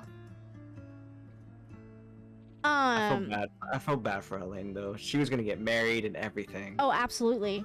And surprisingly enough, we're already on like chapter like 23. It's like you never realize, like, or maybe like 25 at this point, you never realize how quick the okay, cool. You never realize how quick the chapters actually go at this point in the book. My brain stopped there for a second. I am so sorry. No, you're good. I was like, reboot. But no, things really do pick up here. Like, things go pretty much straight to business by the time she gets back. I mean, sure, like in the narrative, she takes like what, a day or two off. But other than that, she goes straight to work, going about the war, getting Nessa involved, and a little bit on Elaine and everything. And then I know we're not done with this book series yet, and I know I was going to mention this at the end of the next episode, but I'm gonna go ahead and just mention it now. You have to, and I'm not saying you as in like you Aqua, but you as a reader have to realize the entire book of AquaWar, which is like 900 pages long, the entire book of AquaWar is only 2 months. So that's literally getting turned into Fae from the Cauldron, having to go through all of the extreme changes, all of the sabotage, all of the depression, all of absolutely everything that's going on. Not only now figuring out how to train for war, literally going through war, literally watching thousands and thousands of people die around you. And making deals with otherworldly beings. Right? Just to have everyone basically say, oh, well, they should have just done better because, you know, it wasn't that bad, but it's 2 months. Jesus. You know, I didn't put that into perspective of the actual, like, time frame in the story. Because it makes it feel like it's almost, like, more than that. Like, it felt like almost every chapter was almost like a week worth of stuff. But in reality, it's only been 2 months for all of that. And that's the thing, the too. Sabotage and leading up to the war and then the war itself. No, exactly. And that's exactly, like, what, like, you know, what you just said, like, hit the nail on the head. When you're reading this, every single chapter feels like it's been, like, a month or two. But... Or at least a week. Right. At the very But minimum. the thing is, if you technically think about it, from the moment that Feyre enters the Spring Court, and I'm talking about at the end of Akamath, when Feyre enters the Spring Court until the War of Hybern starts at the end of AquaWar, that's only a month and a half. Jeez. So by the time Feyre finally gets back into Valaris, that's only maybe like what, 4 to maybe 6 weeks later they have war. Yeah. So Jeez. quite literally, where they're at in the book at this particular time, war is literally right around the corner. But nobody thinks about that. They just think that Elaine and Nesta need to get over it and do better. But they barely had any time to even deal with all of it. they're doing to the best process they it. can. Jeez. People, I'll be honest, I didn't take that into perspective, but at the same time, I neither. didn't have that mentality for them. But even then, just kind of like makes it more on the people who are like, really, just get over it. I'm like, okay. For one, they barely had time. You know, for something Right. extremely traumatic. No, to happen. exactly. Well, and then that's the thing too. When Nesta went into the cauldron, like Lucian noticed it, and well, Lucian only noticed it in the fact that he knew that Nesta was different from all the other Fae, but didn't know her as a person. Feyre was the one that mentioned that Nesta came out a completely different person. She was not the same person that she was when she went inside.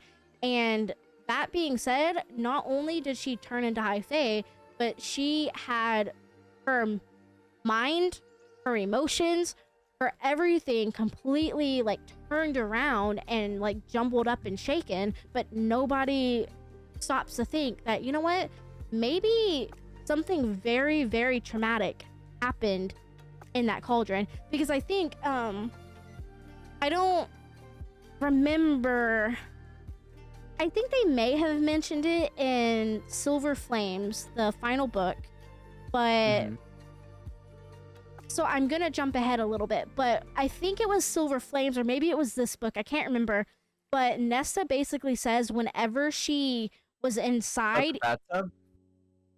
no, not the bath, like the actual cauldron. Oh, okay. Whenever she was inside the cauldron, and everyone like on the outside's eyes, it only lasted like 10 seconds. She like got dunked, she came up. But Nessa even said like it felt like a century she was inside the cauldron. Oh, I think that was Silver. Because what I was thinking that you were gonna say was mentioning the fact that now, like ever since the cauldron, she can't go into a bathtub without having like a heart attack. Yeah, I mean, okay, I can't say any more than that, but yeah, no, like exactly. But your point, he even hit harder. Because you know what? I actually forgot about that. I didn't put that into perspective either. Right. God, so not and then only people are saying to just get over it. Like, Right. really? You spent And- almost what felt like a century inside something so traumatic.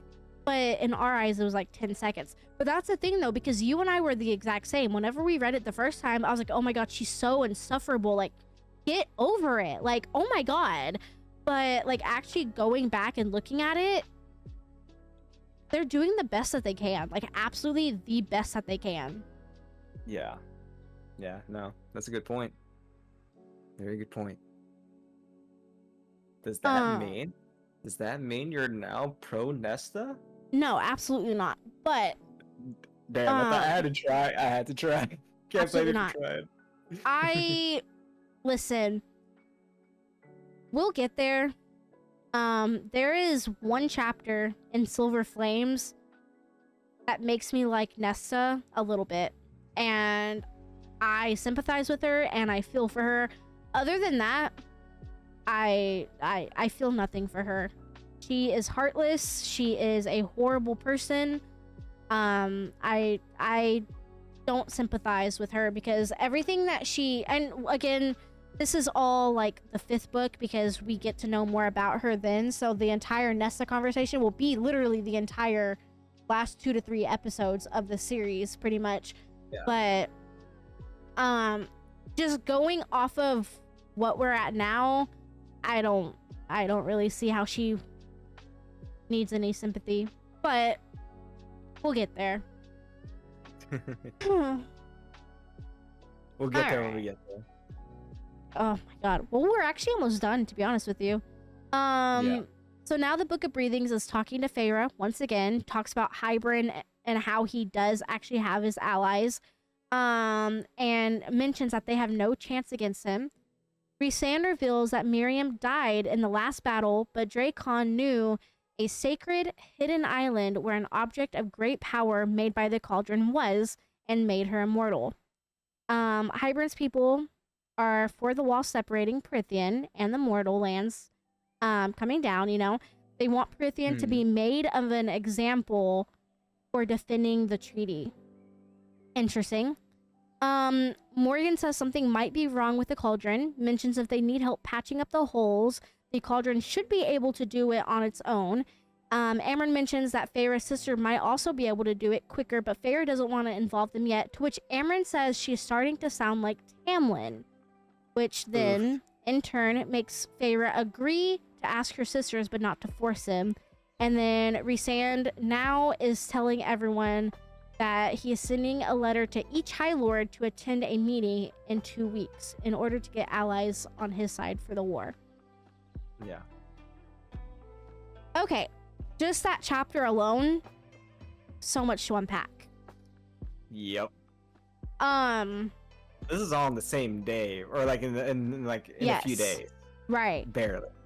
And to the listeners, every time I start like doing a summary, that's only one chapter. So yeah, that's a lot. A lot goes down in this book. Yes. So we already know that like Hybern is coming after them. First of all, the Book of Breathings is on Hybern's side, which is kind of unusual to me. I did have questions about that, but not necessarily. So I'm curious on why it's on Hybern's side. Maybe because Hybern has the cauldron and the Book of Breathings and the cauldron are one, pretty much. That's what I think, because it makes sense, because the Book of Breeze and the cauldron go hand in hand. Honestly, right. I think maybe that, you know how like you mentioned the piece of the relic that was used to like make that person immortal. I'm starting to think that maybe like, okay, there's like the thing about the three mothers. At some point that was mentioned. I think later on in this book it's going to be mentioned.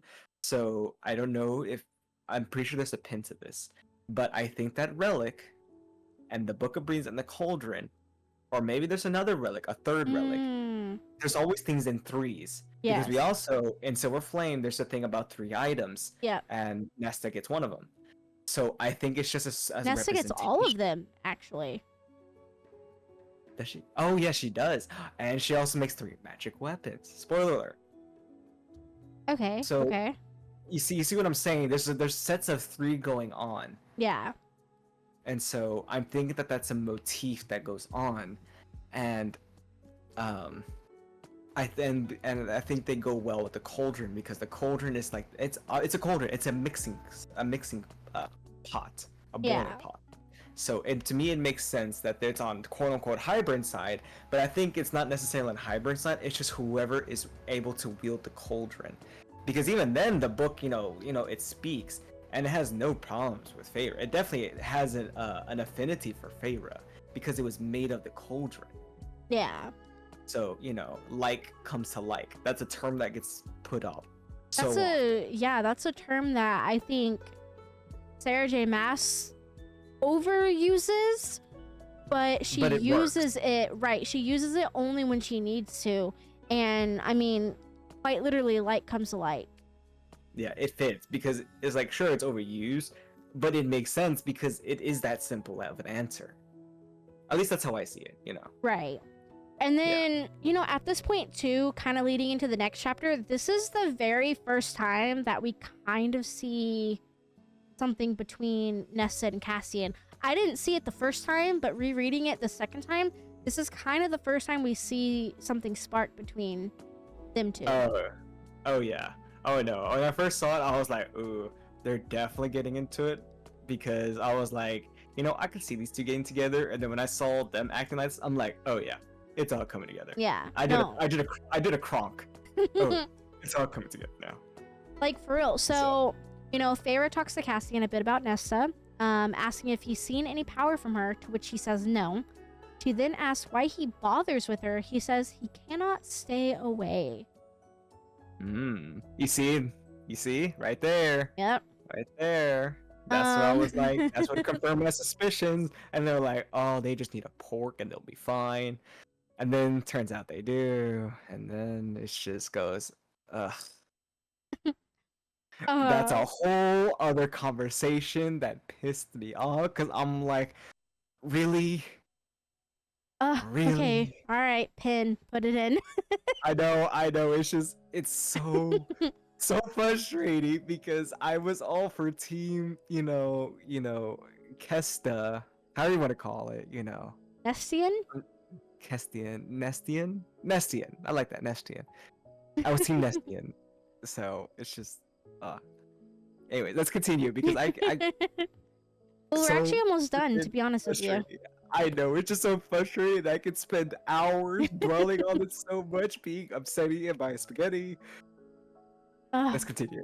Let's continue. Well, Morgan tries to make an effort with Nesta, which leaves Nesta being typical Nesta, insulting her. Nesta asks Amryn why her eyes glow. Amryn says it's a part of the containment spell. Says it's a glimpse of what lurks beneath. Nesta then asks what's beneath, which Amryn simply claims that her and Nesta are the same. She continues by saying that Nesta doesn't fit the mold they shoved her into. She tells Nesta that when she finally erupts, her power will be felt around the world. I can't wait for that. But So of course, it really happens. yeah. So of course, we got to put a pin in that. For Silver Flame, because that one gets a little bit more. We don't actually see anything really with Nesta's power until Silver Flame, so we can't really go into detail with that. So, Yeah. Feyre spends her time training with Cassian and Azrael, learning how to grow wings alongside blade work. Feyre and Rhysand talk about libraries. Some Fae burned them rather than letting humans have access to them.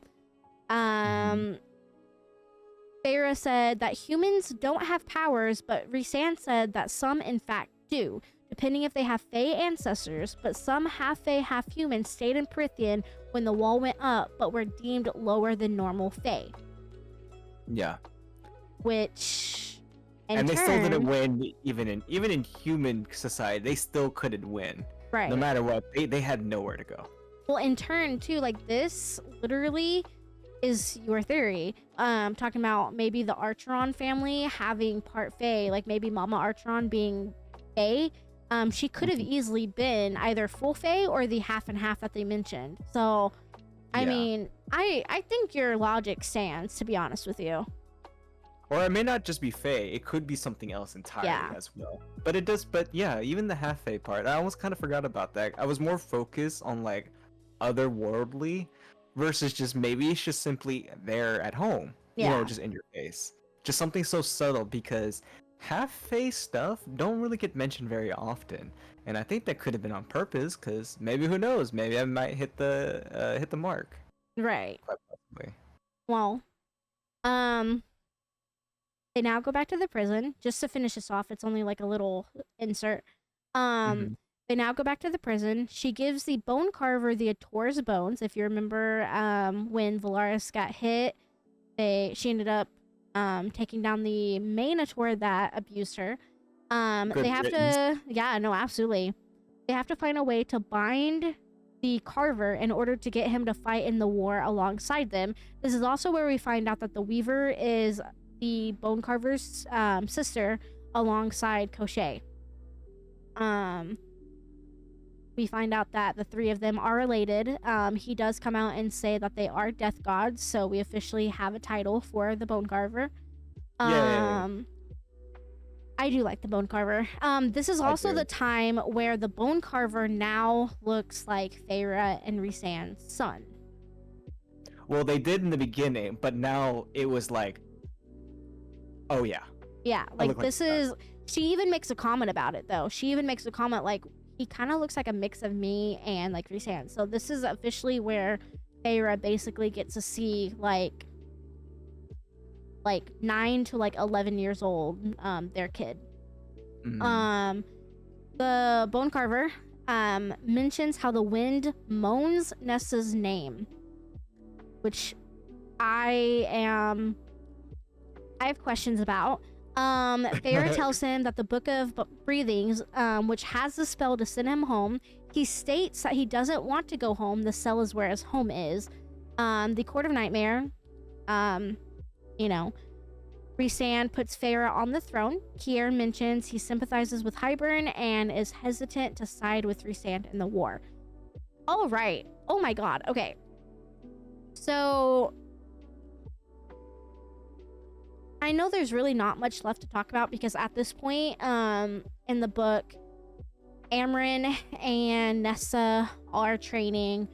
Azriel, Cassian, Rhysand, and Feyre are training. Elaine is brooding. She is talking a little bit to Azriel. She's talking a little bit to Lucian. Wants absolutely nothing to do with Lucian. Lucian is kind of like a lost puppy. He doesn't want to leave. Says that he could do right for her. She doesn't want that, obviously. I think even at this point, I think if it's not in this, I can't remember. If it's not in this one, it's in like the next chapter. But we find out that the engagement with her and the Lord's son are off. So she's no longer getting engaged. She's no longer getting married. So that's part of the reason why she is a hot mess, besides everything that's going on. And they did find out the truth. Yeah. And that is where we are in the book. That is where we are with this episode. Obviously, yeah. My question though, really quick though, when the bone carver mentions that the wind moans Nessa's name, that is terrifying. Yeah. That is absolutely terrifying because, you know, we've already discussed that the bone carver hears everything through the wind. He knows absolutely everyone's business. He knows anything and everything about everyone because of what the wind says. The wind moans Nessa's name. Those words were chosen so precisely that I feel like whatever happened to Nessa in that cauldron was kind of like what you were talking about at the beginning of this episode. What you have to give to get. She took I agree. from the cauldron. So now what is happening in turn?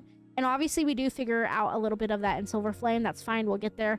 But as like where we are in Aqua War right now, what did she have to give in order to get everything that she took from the cauldron? That's a good question. And then That's a very good question. It's so bad to the point where the wind is moaning her name. Now, don't get me wrong. When you hear moan, you think sexual. Not always. You can moan in pain. You can moan in sorrow. You can moan in pleasure. The thing is, the wind is moaning her name. You have no idea in what context he means it. And given from a death god, I think it's like of power, maybe, or maybe even like fear in a way. That's what I'm thinking. Fear. No, I agree. I'm glad you said that. I am thinking fear. At least to me, that makes sense. It would be fear. Well, and I mean, okay, spoilers, obviously. Sorry, you know coming in here. Nessa is Lady Death. Like, we know that. So, fear. I agree. I completely agree. But, I mean, that's just... But yeah.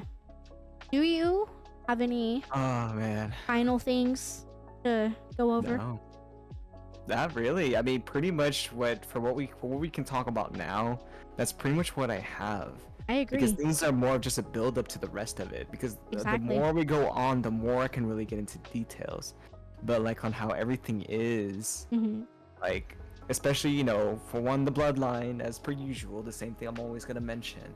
And then the light comes to light, and now the motif of 3. I'm pretty sure we're gonna keep seeing more of that. Yes. In my opinion. Because it makes sense now that you think about it. It's always in terms of like forms of 3 in a way.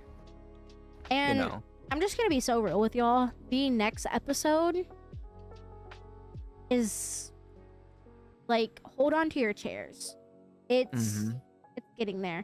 I'm pretty grab sure. Your popcorn, grab your drinks, hold to your horse and chairs, all that. pretty sure one of us is gonna cry, or both. You know, I got to that point, that one I'm point. nope. I'm not there And yet. Not there yet. And you know I know, what? but I made a it might be TikTok both of of that us. part. I made a Mhm. TikTok of that part. Making that TikTok was so hard. So no, it's fine. But like for real, the next episode is probably Mhm. going to be one of my very favorite episodes of this specific podcast. Oh yes. And not gonna lie, I might be along there with you, tearing up a bit because it was hard to go back to it. It was so hard to It's go back to that part. It was it's a so hard. very hard. Mhm. It's a very hard last 1 to 200 Yep. pages. It's a very hard read. But we also get to see the meeting, which there's a lot. Mhm. If you Oh know, boy. Oh if you boy. know, there is so much to talk about. So between the meeting and the war, I mean, that's literally the only topic that we're going to be talking about next episode: the Pretty meeting much. and the war. Mhm. Pretty much in between those, it's literally, I mean, I think there's what, like maybe 5 to 6 chapters, maybe 10 chapters of just preparing for the war. Pretty So much. it's going to be a long episode, but it's fine. It'll be fine. But yeah, and then I finally get to talk about my Your boy. well, yes, my boy, but I finally get to talk about my 2 theories that Aqua has waited forever for. I have been holding on to my horse ever since then, and my horse is tired. I am so ready for this. Right? And one So of them, I technically can wait until Silver Flame, but I don't really see a point in waiting until Silver Flame for this because, I mean, you'll see what I mean. So I will, next episode, we finally get to see the 2 that I have been waiting on to share. bet, Oh, and I can't wait. but yeah, I cannot wait. I mean, let's just be real. There's nothing else. I mean, we literally, unless we're gonna be here and just do the next episode and sit here for another 3 hours, which we can't do that, unfortunately. Yeah, it is a homeboy little EP. So, but I gotta no, work I mean, early tomorrow, yeah. so I can't do that. yeah, no, understandable. So you folks are just So- gonna have to wait. You'll be okay. We're gonna get to the nitty gritty next episode. I just can't wait. I My horse cannot is wait. tired of being carried. My poor horse. He's so tired of being carried. And at But this I will point, hold on to too, that horse. oh my gosh, yes. Like, hold on for dear Mhm. life because you're gonna need it. And you know, at this point, too, like we always say, if you have theories or anything, leave them down below. Try and keep them with Aqua War specific. But I mean, technically, at this point, we're so far in the series that any theory now goes. So whatever Yeah. theory you have about Akatar, put them below. yes. Let's discuss them because this is crazy. I mean, who knows? We'll probably bring it up on the next episode too. We'll Oh, feature you and absolutely. everything. Oh yes. Absolutely. Like, I cannot say that enough. Like, if it is, Mhm. I mean, every theory is a good theory. I am not gonna lie to you. Even theory, like, I mean, okay, I'm not gonna go there. Anyway, any theory is a good theory, but if Look, if it's earth shattering, you better believe it. We're gonna spend a good half hour, and 20 of it is gonna be me talking about some nonsense, probably. But yes, yes. if it is earth shattering, we will definitely mention it in the next episode because if it's to the point where our toes are like, you Curled know, up. I mean, we Yep. need to talk about it. But yeah, And who I mean, knows? It might even like counteract some of the things that we thought of. It could be something that we have thought of that was something close to it, and may have just changed the whole perspective. Because you never know. oh, you know, absolutely. There's some stuff that you mentioned that I've missed, and that I mentioned that we haven't seen. You Mhm. know, like, and you never know. You never know with this because there's so much hidden stuff that sometimes we just accidentally just don't think about because Right. it's so like it's shown to you like right in your face, but it's easy to be missed because it's just there. It doesn't move much. Right. If that makes sense. No, You know what I mean? absolutely. Yeah.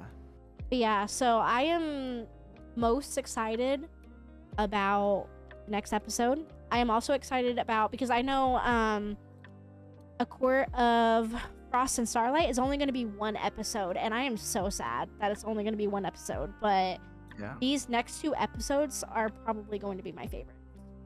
Oh yeah, I can't wait. So, well, I can't, because if I keep talking, I'm going to go into the next episode. So I'm I'm good. Yeah, I'm good too. I mean, even if we did, we just keep the record button going. Right? I know. Well, I But- just wanted to take a second, if I can, if that's okay. Oh yeah, of course. I mean, I guess. No, I'm kidding. Of course. For those who have been watching, episode to episode, the new subscribers that we have, you don't realize how much you guys sticking around watching these episodes mean. And like when you guys do comment, I know me specifically too, I know Aqua does the same. Like, I'm immediately there. I immediately comment, immediately like it. Like, it means a lot to, like, with how passionate we are about this podcast and seeing that people are actually liking it, that means more than anything. And, on my end, I just have to personally say thank you for the support that you guys are showing. It means a lot. So I personally say thank you. And I feel the same. Although one thing for sure, I do need to go into some of the other uploads and double check on those comments too.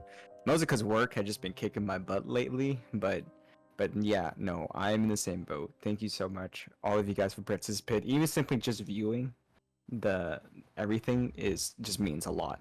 Yeah. That alone means a lot too. But commenting, everything else, showing it to your friends and everything, it means a lot to us. You have no idea. We So thank you are so much. we are on a goal to 200 subs, and just watch, we're gonna look back on this video in maybe like 6 months, and we're gonna be like, oh my god, we were only at this. And I Mhm. just feel like it's gonna be crazy. So I see good in our future, and I cannot wait for that to happen. So once again, thank you guys Same. thank you for what I you've been doing. know, I know when I look back, I'm gonna be like, damn, I'm still just as cringe. I mean, facts. Yeah, that's change. They're not gonna change much. It's gonna be just as cringe. But yeah, no, I agree. But yeah, Everything's gonna go up from here. another tiny little shameless plug. If you guys What? if you guys do want What? more of our content though, outside of the podcast, because I understand we only post once a week, just life, we do work full-time jobs, so getting Yes. to make a video, it's very hard, especially since these videos are 2 to 3 hours long. So if you guys want us, you can find us over on Twitch, or you can find us on TikTok as well. Twitch might be the better one because you get to interact with us firsthand. Oh yeah. But if you look in the description, our Twitches are there. I'm Elvish Warriors, and this is I am Aquafire. Aquafire. Yeah. 007. Oh yeah. So Yeah. and we're actually mods in each other's streams. So if you're in his stream, you'll see me, and if you're in my stream, you'll see him. So I mean, it's literally like you can't like get us Oh, away from yeah. each other. Pretty much, yeah. And don't worry, I'm just as cringe in real life. Oh, absolutely. I'm very consistent on the cringe, at least. But yeah, I wanted to take a quick moment for that because, yeah. So I don't Yeah. know. I'm personally, I can't wait for the next episode. Oh yeah, I can't wait either. I'm so excited. I have so many more of my conspiracy theories and all of that. Mostly just the same thing over and over again. But the thing is, like, as more keeps going on, it's just more details. Oh, The exactly. details are just more of it. It feels like it just proves it. Or at No, least, exactly. it makes sense. It makes sense. Well, as But yeah. always, I am Elvish, And I am Aqua. and we are Night Court Narrative. We will see Mhm. you next week. Yeah. We are signing off. You better be waiting for us next week, or else. Oh, don't worry. Me and my horse are still waiting. Okay, bye. Goodbye. Good night. Be safe. Drink some water. Have a snack. All that good stuff. Yeah.